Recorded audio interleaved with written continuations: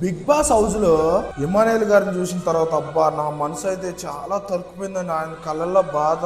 ఒకళ్ళ హెల్ప్ చేయకపోయినా వాళ్ళు ఏదైనా మాట అంటే మనం ఏం ఫరక్ పడదులే, కానీ మనం ఎవరికైనా ఒక హెల్ప్ చేసిన తర్వాత ఎవడరా నువ్వు నాకు హెల్ప్ చేసేవారు, నువ్వు ఎప్పుడైనా హెల్ప్ చేసేవా, అసలు నువ్వు ఎవడరా నాకు హెల్ప్ చేయడానికి అంటే ఎట్లుంటుంది ఫ్రెండ్స్ చెప్పండి.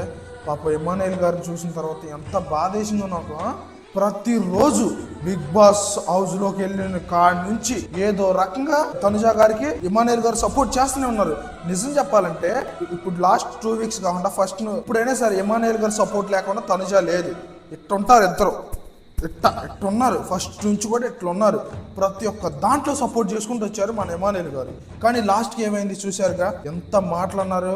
ఇమానుయేల్ గారు అన్నారు, నేను మోసి అంటే నేను హెల్ప్ చేసి నేను అలిసిపోయా, నా వల్ల కాదు అంటే ఎవడు మోయమని నిన్ను, నేను మోయమన్నాను నిన్ను అంటున్నా.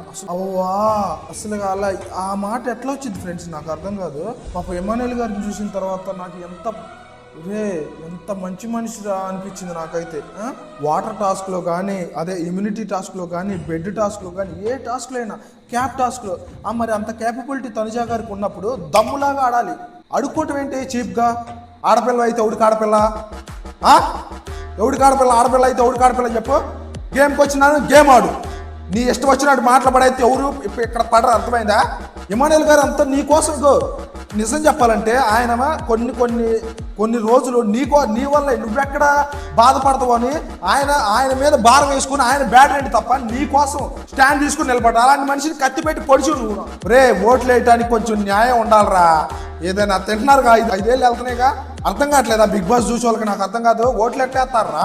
అంత కష్టపడి ఇమానుయేల్ గారు ఫస్ట్ నుంచి తనుజాకి సపోర్ట్ చేసుకుంటూ వస్తే ఏమంటారా తనుజా నువ్వు ఎక్కడ సపోర్ట్ చేసి అంటుంది. ఎంత పెద్ద మాట అసలు.